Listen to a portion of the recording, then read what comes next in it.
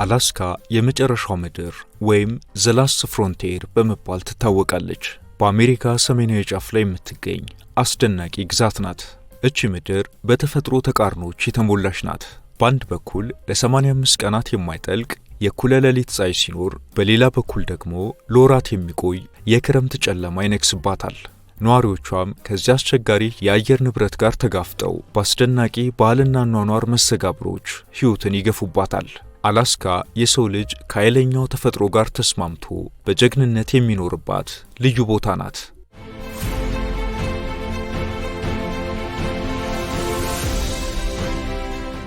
የአላስካን ሕዝቦች ኢኮኖሚ፣ ባህልና ድንቅ እውነታዎች እንዲሁም ሌሎችን የተመለከቱ ጸሐፍት አላስካን ውብ ግን ደግሞ አደገኛ ሲሉ ይገልጿታል። አንዳንዶችም የብርሃንና የጥላ ምድር ወይም ላንድ ኦፍ ላይት ኤንድ ሻዶስ በሚል ይገልጿታል። ወደ አላስካ የነዋሪዎች ሕይወት ከማለፋችን በፊት ከአስገራሚው ታሪኳ ስንነሳ አሜሪካ አላስካን ከሩሲያ የገዛችበት ታሪክ በዓለም ላይ ካሉ እጅግ የሚገርሙ የንግድ ስምምነቶች አንዱ ነው። ዛሬ ላይ በዓመት ከተፈጥሮ ሀብቷ ከ51 ቢሊዮን ዶላር በላይ ገቢ እያስገባች ያለችው አላስካ እንደ አውሮፓ አቆጣጠር በ1867 የዛሬ 159 ዓመት አሜሪካ ከሩሲያ ላይ የገዛቻት በ7.2 ሚሊዮን ዶላር ብቻ ነበር። የጊዜው የገንዘቡ የመግዛት አቅም ዛሬ ላይ ሲሰላ 150 ሚሊዮን ዶላር እንደማለት ነው። በወቅቱ የአሜሪካ የውጭ ጉዳይ ሚኒስትር የነበሩት ዊሊያም ስዋርድ ይህን ስምምነት ሲያደርጉ ብዙ አሜሪካውያን ምንም የማይገኝበት የበረዶ ክምር ላይ ገንዘቡን አከሰረው ብለው ተችቷቸው ነበር። ሽያጩንም በፌዝ የስዋርድ የበረዶ ሳጥን ይሉት ነበር። ነባሮቹ የአላስካ ነዋሪዎች ምንም እንኳን ከሌሎች የአሜሪካ ግዛቶች ከመጡት አንጻር በድህነት የሚቸገሩ ቢሆንም እርስ በርስ በመደጋገፍ ግን ችግራቸውን በጋራ ይወጣሉ። የአንድ ኔቲቭ አላስካ ቡድን ግዙፍ አሳ ነባሪ ሲያድን ስጋው ከቤተሰብ አልፎ ለመላው መንደር ነዋሪዎች በነፃ ይከፋፈላል። ምንም እንኳን ዘመናዊ ቴክኖሎጂ ቢኖርም የአላስካ ተወላጆች አሁንም ኦሚያክ የተሰኙ ከባህር አንበሳ ቆዳ የተሰሩ ታንኳዎችን ይጠቀማሉ። እነዚህ ታንኳዎች በበረዶ መካከል ሲጓዙ ድምፅ ስለማያሰሙ አሳ ነባሪው ሳይሰማቸው ለመቅረብ ይረዳቸዋል። ይህ አደን ለተወላጆቹ ምግብ ብቻ ሳይሆን ለሺህ ዓመታት የቆየውን የማንነትና የጀግንነት ታሪካቸውን በሕይወት የሚያቆዩበት መንገድ ነው። በአላስካ በተለያዩ ዘሮች መካከል የሚደረግ ጋብቻ በጣም የተለመደ ነው። በተለይም በተወላጆችና በሌሎች ዘሮች መካከል የሚደረገው ጋብቻ በርካታ ሲሆን ይህ ሁኔታ በገጠር አካባቢዎች በስፋት ይታያል። ይህም አላስካ የባህሎችና የዘሮች መገኛ እንድትሆን አድርጓታል። በአላስካ ውስጥ የሚደረግ ጋብቻ በዓለም ላይ ካሉ እጅግ ልዩና አስደናቂ ልምዶች አንዱ ነው። ተፈጥሮ በግርማ ሞገሷ በታጀበችበት በዚች ምድር ጥንዶች ሕይወታቸውን የሚጀምሩት በማይረሳ ስነ ስርዓት ነው። በርካታ ጥንዶች በሄሊኮፕተር በመብረር ሰው በማይደርስበት ግዙፍ የበረዶ ግግር ላይ ያርፋሉ። በሰማያዊ በረዶና በነጭ ተራራዎች ተከበው ቃለ መሐላ ላይ መፈጸም እጅግ አስደናቂ ትርኢት ያደርጋሉ። በክረምት ወራት ሰማዩ በደመቁ አረንጓዴና ሐምራዊ ብርሃናት ወይም በእነሱ አጠራር አውሮራ ቦራሊስ ሲያሸበርቅ ሰርግ ለማድረግ የተመረጠ ጊዜ ነው። ይህ ተፈጥሯዊ የብርሃን ዳንስ ለሰርጉ ልዩ ድምቀት ይሰጠዋል። ደግሞ በሌላኛው ድንቅ ልምዳቸው ሙሽሪትና ሙሽራው ወደ ሰርጉ ቦታ የሚመጡት በመኪና ሳይሆን በአይዲታሮድ ውሾች በሚሳብ የበረዶ ላይ መንሸራተቻ ወይም ስሌድ ነው። ይህ ለአላስካ ባህል ያለውን ክብርና የጀብዱ ስሜትን ያሳያል። በትንሽ መርከብ ወደ ባህር ውስጥ በመግባት በአሳ ነባሪዎችና በበረዶ ተራራዎች መካከል ሰርግ ማካሄድ በአላስካ የተለመደ ነው።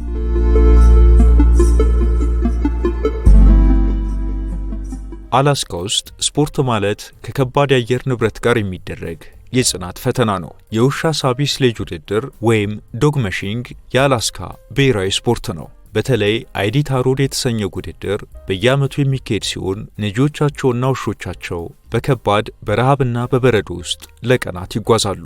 የዚህ ውድድር መነሻ የሆነው ታሪክ እንደ አውሮፓ አቆጣጠር ወደ 1925 ይወስደናል።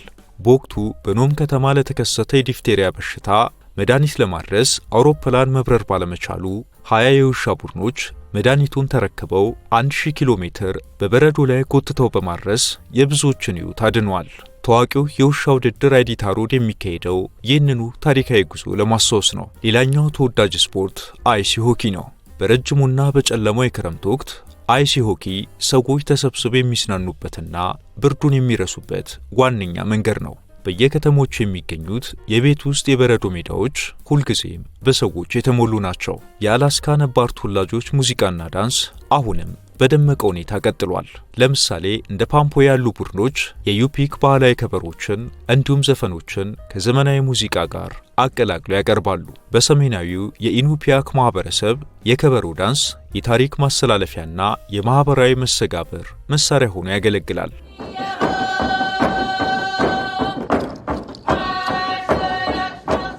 አላስካውያን ፖትላጅ የተሰኘ ልዩ ባህል አላቸው። ፖትላጅ በአላስካ ነባር ተወላጆች በተለይም እንደ ትሊንጊትና ሃይዳ ባሉ የባህር ዳርቻ ጎሳዎች ዘንድ የሚከበር እጅግ ጥልቅ ትርጉም ያለው ባህላዊ ስነ ስርዓት ነው።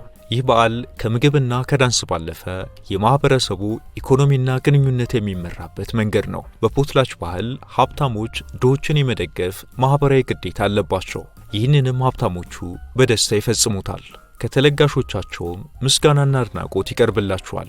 በሀብታሞቹ ከሚሰጡት ልገሳዎች ውስጥ ቦታው አላስካ ከመሆኑ አንጻር ብርድ ልብሶች ትልቅ ዋጋ አላቸው። ከዛ ውጭ ለአሳ ማጥመጃ የሚያገለግሉ ታንኮችና ሌሎችም ውድ ዕቃዎች ሁሉ ከሀብታሞቹ በስጦታ የሚቀርቡ ናቸው። በ19ኛው ክፍለ ዘመን መገባደጃ ላይ የአሜሪካና የካናዳ መንግስታት ይህንን በዓል ሀብትን በከንቱ ማባከን ነው በሚል በሕግ አግደውት ነበር። ይሁን እንጂ ተወላጆቹ ባህላቸውን በሚስጥር ጠብቀው በማቆየት ዛሬ ላይ ፖትላጅ ያለማንም ከልካይ በደመቀ ሁኔታ ይከበራል። ይህ በዓል ለአላስካ ተወላጆች የማንነት መገለጫና የቤተሰብ ትስስርን የሚያጠናክሩበት ታላቅ መድረክ ነው።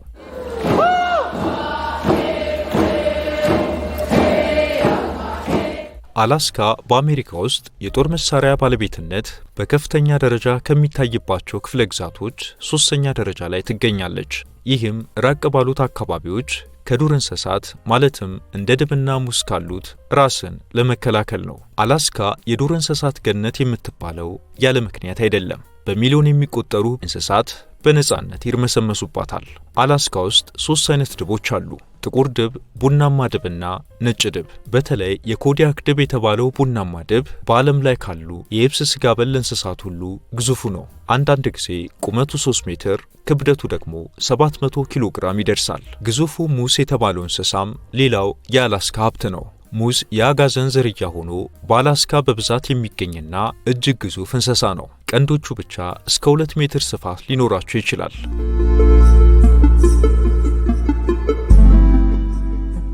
አላስካ የብርሃንና የጨለማ ምድር የምትባለው በዓለም ላይ ካሉ እጅግ አስገራሚ የተፈጥሮ ክስተቶች ሁለቱ በዚህ ግዛት ውስጥ ስለሚፈራረቁ ነው። በበጋ ወቅት በተለይ ከግንቦት እስከ ነሐሴ በአላስካ ሰሜናዊ ክፍል ፀሐይ ለ85 ቀናት ያህል ጨርሶ አትጠልቅም።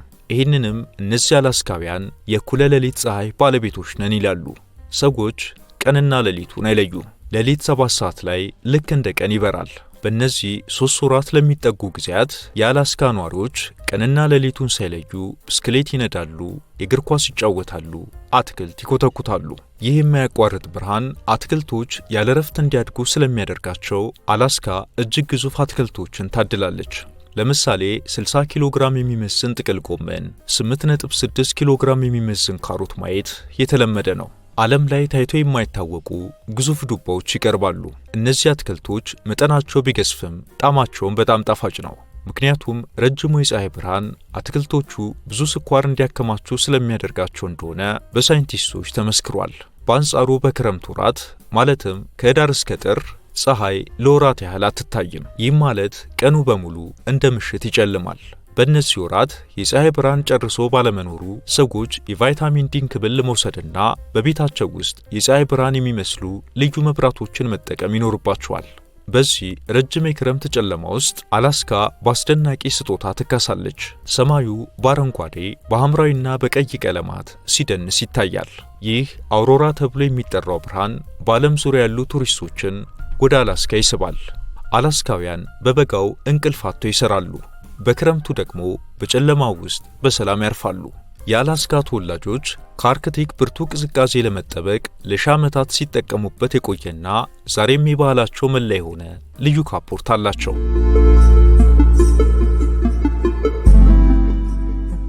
እዚህ ጋር ስለ አላስካ ግሼ የነበረውን ሁኔታና አሜሪካ ካሊፎርኒያ፣ ቴክሳስና ኦሬገን ግዛቶችን ከሜክሲኮ በጉልበት የወሰደችበትን ክስተት በጥቂቱ እናንሳ።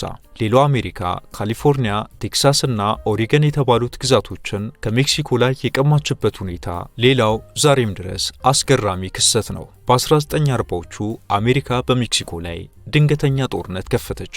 በዚህም የሜክሲኮ ንብረት የነበረውን የአሁኑን ካሊፎርኒያ ግዛት በኃይል ወደ ራሷ ጠቀለለችው። ቀጠለችና ቴክሳስና ኦሪገንንም በእጇ በማስገባት ከአትላንቲክ እስከ ፓሲፊክ ውቅያኖስ የራሷ አደረገችው። ለአሜሪካ ኦሪገንን ወደ ግዛቷ መቀላቀል እንደ አላስካ ሁሉ ለንግድ እጅግ ተስማሚ አካባቢ በመሆኗ ነበር። በፓሲፊክ ሰሜን ምዕራብ የሚገኙ ወደቦች ከእስያ ጋር የንግድ ልውውጥ የማድረጊያ በሮች በመሆናቸው የአሜሪካ ኦሪገንን መጠቅለል ለአሜሪካ መንግስት ትልቅ ድል ነበር። ይህን ሁሉ መሬት በኃይል የተቀማችው ሜክሲኮ አንድ ቀን አስመልሳለሁ ብላ ቀን መጠበቅ ጀመረች።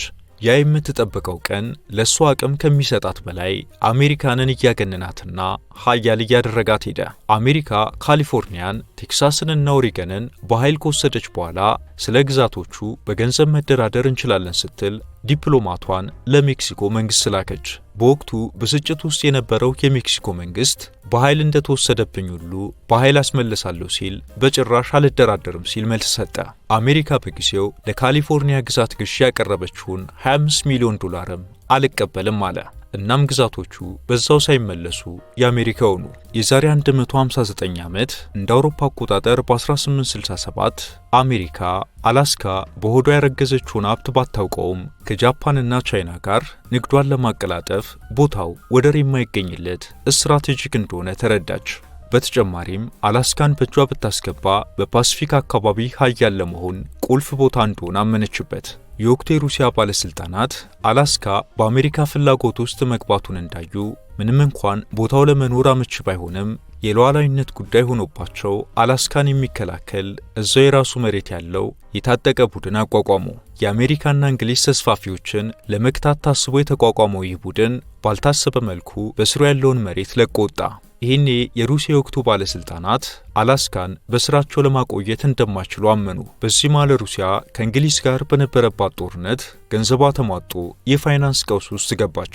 እናም አላስካን ወደፊት በጉልበት ከሚወሰድ ለአሜሪካ ለመሸጥ ተዘጋጁ። ይሄ ለአሜሪካውያን ባለስልጣናት ትልቅ ብስራት ነበር። ቶሎ ብለው ግብይቱን ለመፈጸምና ውል ለማሰር ተጣደፉ።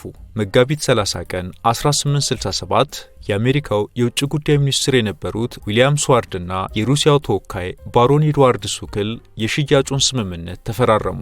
በዚህም የሩሲያ መንግስት ግዙፏን አላስካን በ7.2 ሚሊዮን ዶላር ለዩናይትድ ስቴትስ አሳልፎ ሰጠ። ዛሬ ላይ የአላስካ ግዛት ከተፈጥሮ ሀብቷ በዓመት 51 ቢሊዮን ዶላር ታስገባለች። በቢሊዮን የሚቆጠር በርሜል ነዳጅም ይገኝባታል። በአሁኑ ጊዜ አላስካ በተፈጥሮ ሀብት ከበለጸጉ የአሜሪካ ግዛቶች ቀዳሚዋ ነች። አላስካ ለአሜሪካ ከሀብት ምንጭነቷ ባለፈ ስትራቴጂክ ቦታ ነች። ቁልፍ የተባሉት የአሜሪካ የጦር ሰፈሮች የሚገኙት በአላስካ ግዛት ነው። አሜሪካ አላስካን ከገዛቻት በኋላ መሸጣቸውን የሰሙት የአላስካ ነዋሪዎች ባለቤቶቹ እኛው ነዋሪዎቹ ነን፣ ሩሲያ ለአሜሪካ የመሸጥ ምንም መብት የላትም ሲሉ አቋማቸውን አሳወቁ። በግዥም ሆነ በጦርነት እኛን የወሰደ አካል አናውቅም አሉ።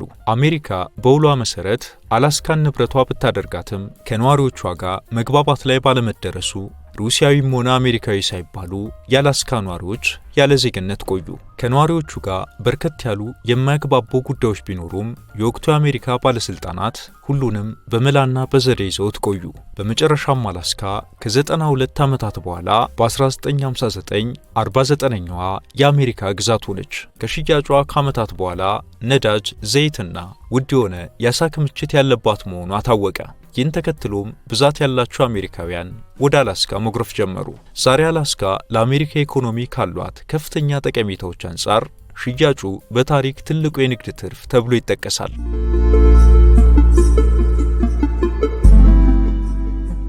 እንደ አውሮፓ አቆጣጠር ሰኔ 1 ቀን 2024 ይፋ በተደረገው መረጃ መሰረት የአላስካ ነዋሪዎች ቁጥር 741,000 ደርሷል። በግዛቷ በከተማና በገጠር ነዋሪዎች መካከል ግልጽ የሆነ ልዩነት አለ። 66 በመቶ የሚሆነው ሕዝብ በከተሞች ይኖራል። 34 በመቶ የሚሆነው ደግሞ ሰፊ በሆነውና ርቀው በሚገኙ የገጠር አካባቢዎች ይኖራል። እንዲህም ሆኖ አላስካ ሰው ከሚኖርበት ይልቅ ሰው የማይኖርበት የበረዶ ምድረ በዳ ይበዛባታል። የአላስካ የኢኮኖሚና የሕዝብ ማዕከል የሆነችው አንኮሬጅ ከተማ ብቻዋን የጠቅላላውን የግዛቷን ሕዝብ 40 በመቶ ወይም ከ290 ሺህ በላይ ሰዎች ይኖሩባታል።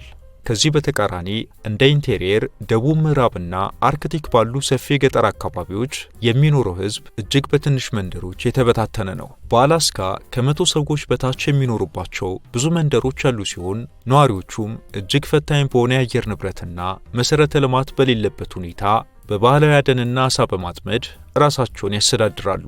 በአላስካ የሚታየው የማኅበራዊና ኢኮኖሚያዊ ሁኔታ በዘርና በመኖሪያ አካባቢ ላይ የተመሰረተ ግልጽ ልዩነት ይታይበታል። ይህ ልዩነት በተለይ ከሌሎች የአሜሪካ ግዛቶች በመጡትና በአላስካ ነባር ተወላጆች ወይም ኔቲቮቹ መካከል ጎልቶ ይወጣል። በ2015 በወጣ መረጃ መሰረት የነባር ተወላጆች ዓመታዊ ገቢ $62,000 አካባቢ ሲሆን ከሌሎች የአሜሪካ ግዛቶች የመጡት ግን ዓመታዊ ገቢያቸው $85,000 ነው። ይህ የገቢ ልዩነት በትምህርት ደረጃም ላይ ይንጸባረቃል።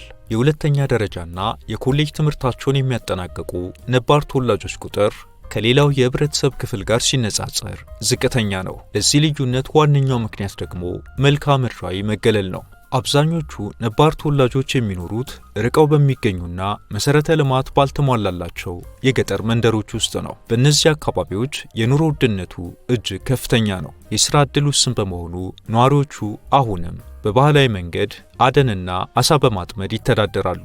ትምህርት ቤቶችና የጤና ተቋማት በቀላሉ አይገኙም። በአንጻሩ በከተሞች የሚኖረውና አብዛኛው ከተቀረው የአሜሪካ ግዛት የመጣው የህብረተሰብ ክፍል የተሻለ መሠረተ ልማትና የሥራ ዕድል ያገኛል። በአላስካ ልዩ ቦታ ካላቸው እምነቶች አንዱ የኦርቶዶክስ ክርስትና ነው። ይህ እምነት በ18ኛው ክፍለ ዘመን በሩሲያ ሚስዮናውያን አማካኝነት የገባ ሲሆን ዛሬም በተለይ በአላስካ ነባር ተወላጆች ዘንድ ትልቅ ቦታ አለው። በሲካ የሚገኘው የቅዱስ ሚካኤል ካቴድራል የሃይማኖቱ ተከታዮች መሰባሰቢያ ነው። ከነባሮቹ የአላስካ ነዋሪዎች ውጭ ያሉት ግማሾቹ ወንጌላውያን፣ የተቀሩት ደግሞ ሃይማኖት አልባ ናቸው። የአይሁድ እምነት ተከታዮችም በጣም በጥቂቱ ይገኛሉ።